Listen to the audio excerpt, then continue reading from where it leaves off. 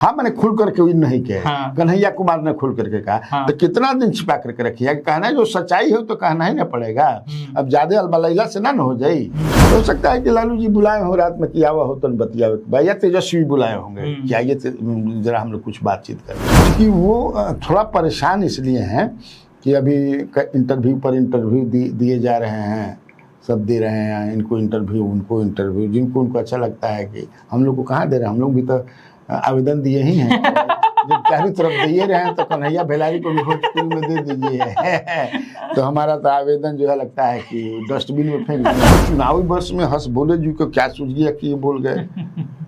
ये तो मुझे लगता है कि नीतीश कुमार को ही पिंच कर जाएगा, क्योंकि हर माने किसी भी दृष्टिकोण से आप देखिएगा तो बिहार के मुख्यमंत्री नीतीश कुमार खांटी समाजवादी और खांटी धर्मनिरपेक्ष आदमी है। तो आप लोग ऐसा होता है जी, इसका मतलब कि सरकार जो है अब शिक्षा विभाग सरेंडर बोल 2004 से पहले जो 87 के बाद जो पैदा हुआ है उसका ये सर्टिफिकेट दीजिए।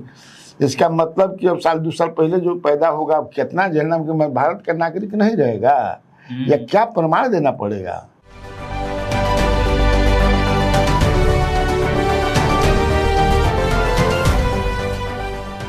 नमस्कार, बिहार की बात कन्हैया भेलारी के साथ प्रोग्राम में आपका स्वागत है। मेरा नाम है अनिकेत और आप स्वराज पोस्ट देखना शुरू कर चुके हैं। देखिए, सवाल उठ रहा है चुनाव आयोग पर और सवाल उठा रहा है विपक्ष। आखिर क्या है ये पूरा मामला, इसको समझेंगे। साथ ही साथ ये भी जानेंगे कि आखिर अखिलेश सिंह रात के अंधेरे में जो है तेजस्वी यादव से मिलने क्यों पहुंच रहे हैं, और ये भी जानने का प्रयास करेंगे कि तेज प्रताप यादव जो अब इंटरव्यू पर इंटरव्यू दे रहे हैं उसमें जो सारी बातें कह रहे हैं उसका मतलब क्या है। इस पर बातचीत करने के लिए हमारे साथ में स्वराज पोस्ट के editor in chief Kanhaiya Bhelari sir हैं। बहुत बहुत स्वागत सर। Thank you. सबसे पहला सवाल सर, चुनाव आयोग को लेकर के उठ रहा है और चुनाव आयोग ने कहा है कि हम जो मतदाता सूची है उसका फिर से एक बार निरीक्षण करेंगे।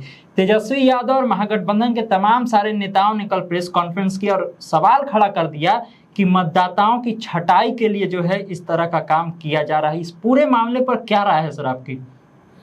देखो, मुझे तो लगता है ना कि ये जल्दबाजी में इतना जल्दी हो रहा है और बड़ा उसमें सवाल तो खड़ा होगा ही। अब जैसे कि इससे पहले 2003 में हुआ था, उस साल कोई चुनाव नहीं था। चुनाव 2005 में हुआ, बिल्कुल 2 साल का वक्त था। अभी चुनाव कपार पर है, आप रिवीजन के लिए डाल दिए और उसमें ऐसा ऐसा प्रावधान कर दिए हैं। ऑफ कोर्स वो पीपुल्स ऑफ रिप्रेजेंटेशन एक्ट जो है उसी के अंतर्गत है, उसमें हम लेकिन 1950। हाँ 1950। लेकिन जल्दबाजी में क्या जरूरत था? बहुत पहले इसी साल का लोकसभा चुनाव के पहले करा दिए होते, या अभी ही 6 महीना पहले ही कर दिए होते। तो ऐसा ये लोग कि भाई ये सरकार जो है अब कमजोर विकेट पर है लगता है। माने ये लोग सवाल उठा रहे हैं कि कुछ दिस दैट करने की बात विपक्ष जो उठा रहा है, और मैं चूंकि चुनाव आयोग पर सवाल नहीं उठा सकता हूं, उठाना भी नहीं चाहिए जब तक से कोई कंक्रीट प्रूफ आपके पास नहीं हो कि नहीं चुनाव आयोग डंडी मार रहा है। लेकिन सवाल तो राहुल गांधी भी उठा रहे हैं महाराष्ट्र वाला को लेकर के। ये लोग कह रहे हैं कि लगता है कि महाराष्ट्र में जिस तरह ये लोगों ने किया, जब किया कि नहीं किया, ये लोग ये उसका रिपीट करना चाहते हैं। जनता का मैंडेट इनको है नहीं, ये समझ गए हैं, तो इसीलिए कुछ कर धर करके जो है जीतना चाहते हैं। लेकिन सवाल तो है ना जी, लोगों में डर समा गया है। अब उसमें तो यह है कि 87 के कि पहले जो पैदा हुआ है वो भारत का नागरिक है, माता पिता का बर्थ सर्टिफिकेट ले आइए। हाँ, उसके बाद 2004 से पहले जो 87 के बाद जो पैदा हुआ है उसका ये सर्टिफिकेट दीजिए।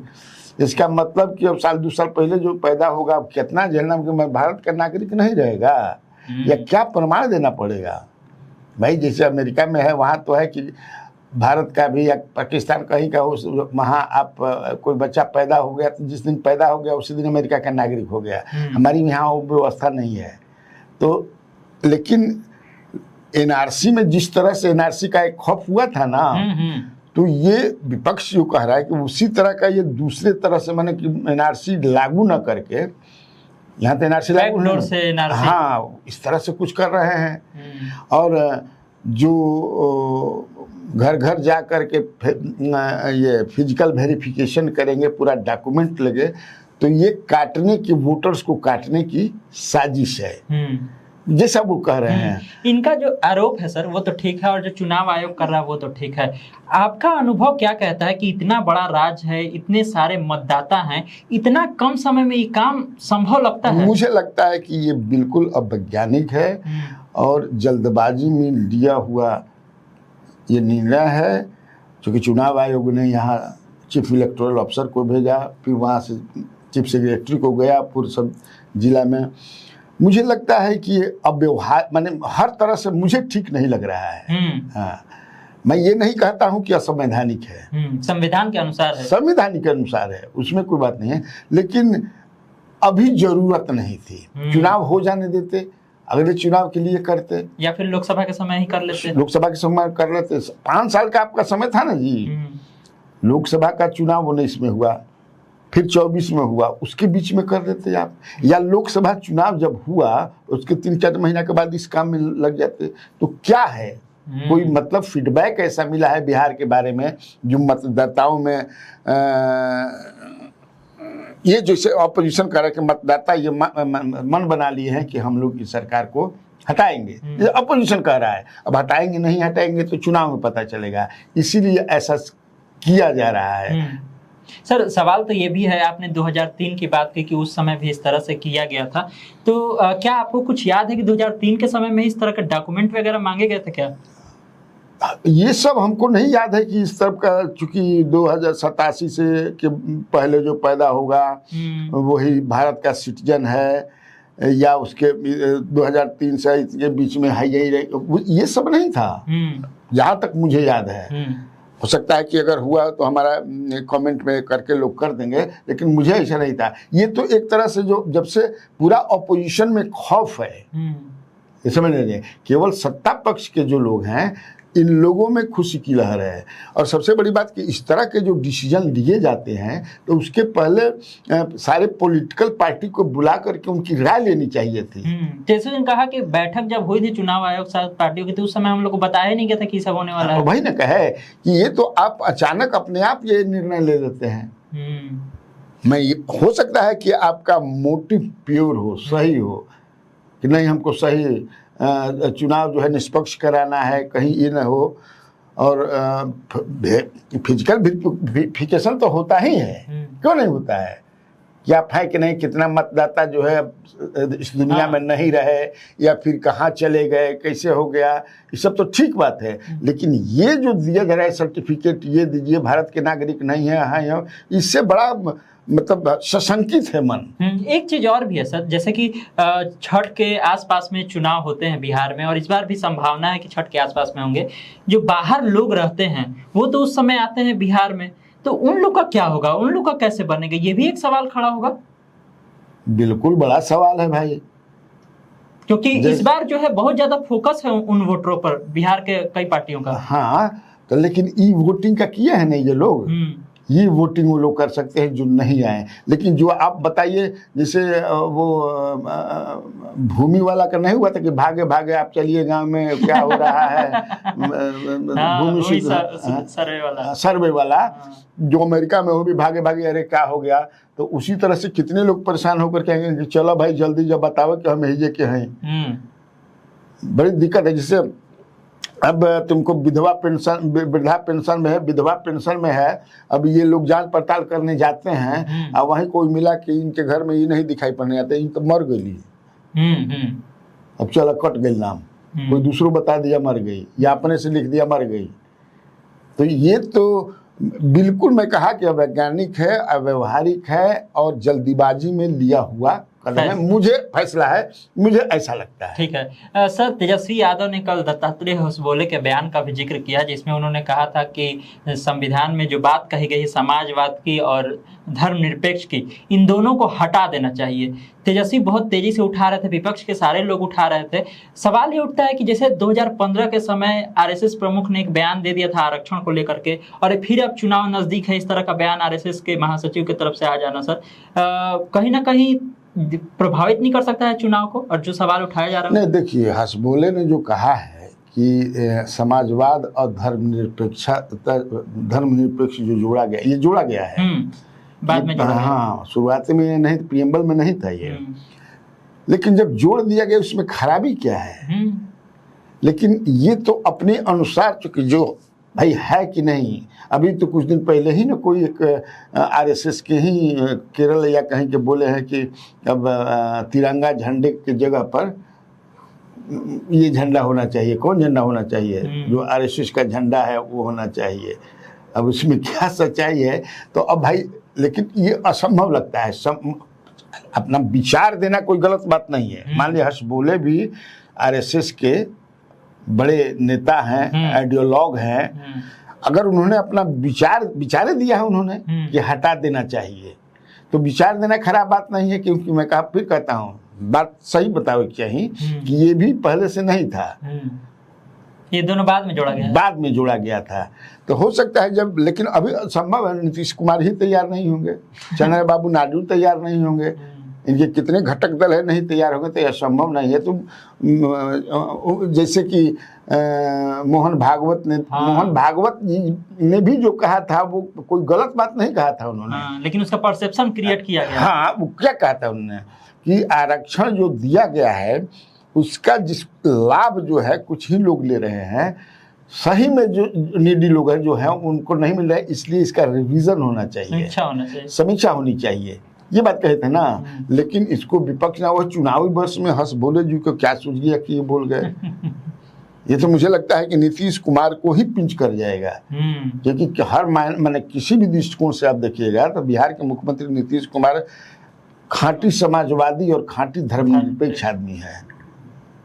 तो ये कह करके क्या साधना चाहते हैं? क्या ना, वही चुनावी वर्ष में बिहार में चुनाव में जो लगे हुए हैं लोग।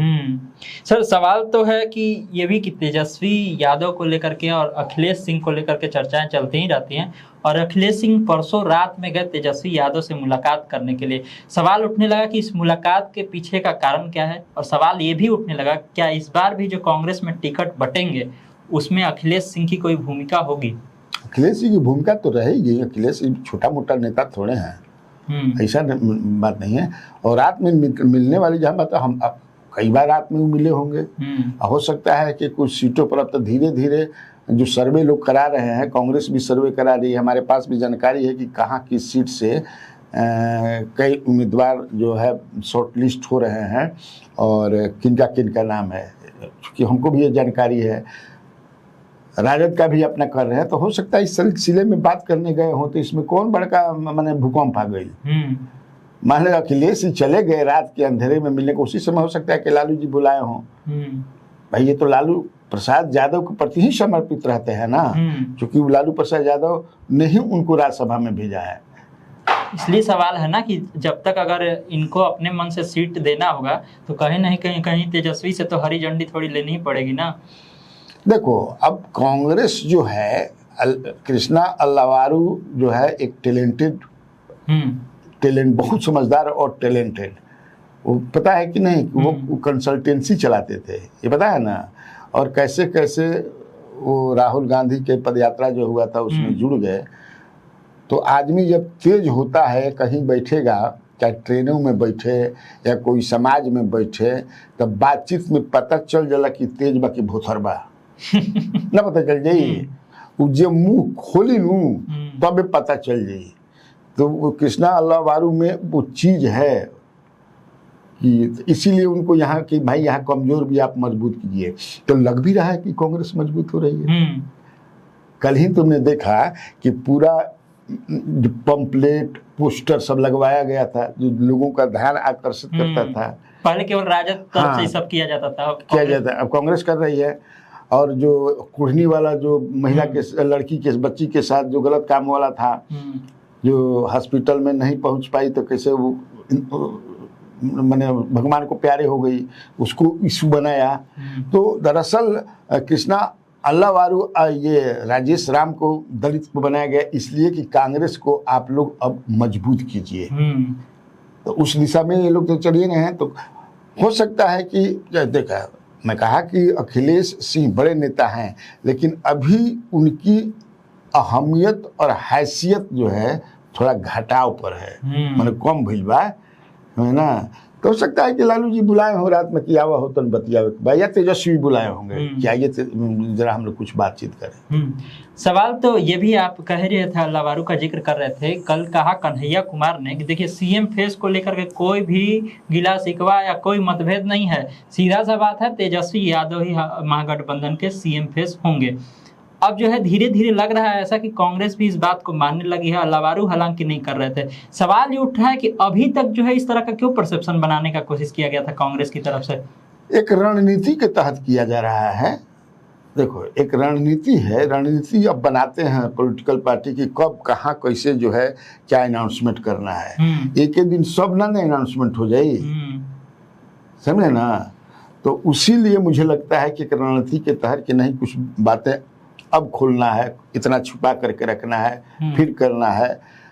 तो ये तो देखो लग भी रहा है कि तेजस्वी के अलावा तो कोई होगा नहीं। और तेजस्वी का कल ही वाला मैं देख रहा था, माइनोटली जो है सुन रहा था, जो प्रेस कॉन्फ्रेंस उन्होंने किया था, कई विषयों को टेकअप किया, तुमने भी सवाल पूछा जिसका भी उसने जवाब दिया।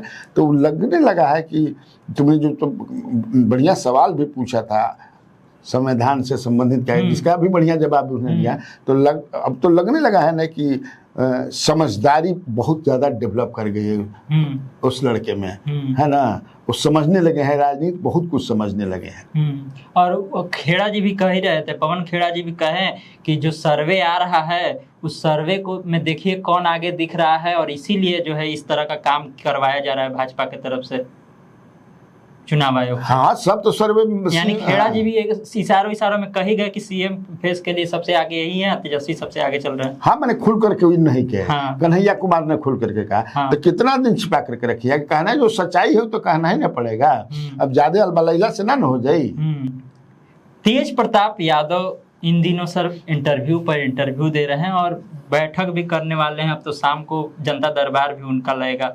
कह रहे हैं कि अगला लालू हम ही हैं, और ये भी कह रहे हैं कि तेजस्वी को सीएम बनाएंगे, लेकिन इस बार जो है चुनाव लड़ने को लेकर के भी तमाम सारे दावे किए जा रहे हैं। क्या लगता है सर, क्या हो रहा है? नहीं, देखो मुझे तो लगता है कि जो वो बोल रहे हैं कि लालू प्रसाद यादव हैं, लालू प्रसाद यादव कोई नहीं हो सकता है। कहते हैं कि उन्हीं के अंदाज में बोलते हैं, तो बोलने से क्या हो जाएगा? अंदाज में बोलने से नहीं ना होगा, तो नकल हो गया। आप नकल करके लालू यादव नहीं ना बन सकते हैं। अब कोई कहे कि हम मोदी का नकल करके नरेंद्र मोदी बन जाएंगे, अटल बिहारी वाजपेयी का, गांधी जी का नकल करके गांधी जी को गमछा पहन करके नहीं ना हो सकता है। लालू लालू है। और चूंकि वो थोड़ा परेशान इसलिए हैं कि अभी इंटरव्यू पर इंटरव्यू दिए जा रहे हैं, सब दे रहे हैं, इनको इंटरव्यू उनको इंटरव्यू, जिनको उनको अच्छा लगता है। कि हम लोग को कहाँ दे रहे हैं, हम लोग भी तो आवेदन दिए ही हैं। जब चारों तरफ दिए रहे हैं तो कन्हैया भेलारी को भी भोजपुरी में दे दीजिए। तो हमारा तो आवेदन जो है लगता है कि डस्टबिन में फेंक दिए हैं।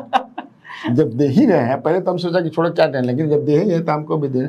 खैर देखो, अगर लेकिन कोई पार्टी उनको टिकट देगी, मुझे ऐसा नहीं लगता है।